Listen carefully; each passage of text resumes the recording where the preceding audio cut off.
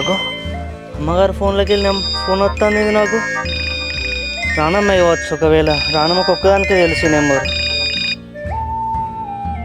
Hello రాము, hello, ఎక్కడున్నావు రాము? ఎక్కడున్నావు అని చెప్పేసి అడుగుతావేంది రానమ్మా? నువ్వే కదా మర్రి చెట్టు కాడికి రమ్మన్నావు. నేను కలుద్దామన్నా? నేను ఎప్పుడు కలుస్తామని రాము? ఏంది రానమ్మా, కలుద్దామని చెప్పేసి నువ్వే కదా మెసేజ్ చేసినావు. అందుకే నీ మర్రి చెట్టు దగ్గరికి వస్తానా. నేను ఎక్కడ కలుస్తామన్నా రాము? అసలు ఫోనే లేదు నా దగ్గర. మా అన్న లాక్కున్నాడు. మరి నాకు ఫోన్ చేసింది ఎవరు, మెసేజ్ చేసింది ఎవరు? అబ్బా రాము, మా అన్నని బావనే మెసేజ్ చేసినట్టున్నారు నీకు. అట్లా నేనైతే చేయలే. నువ్వు ఆ మర్రి చెట్టు కాడికి వెళ్ళకు, రిటర్న్ వెళ్ళిపో. అబ్బా రానమ్మా, నీ బతుకున్న విషయం మీ అన్న వాళ్ళకి తెలిసింది. ఫోన్లో నా వాయిస్ విన్నారు ఇప్పటిదాకా. రాము, నువ్వు తొందరగా సురేష్ అన్న వాళ్ళ ఇంటికి వెళ్ళు. వెళ్ళినాక నాకు ఫోన్ చేయి. సరే రానమ్మా. బావా, రామ్గాడు దొరికిన కథ అనుకో. రా బావా. రామ్గా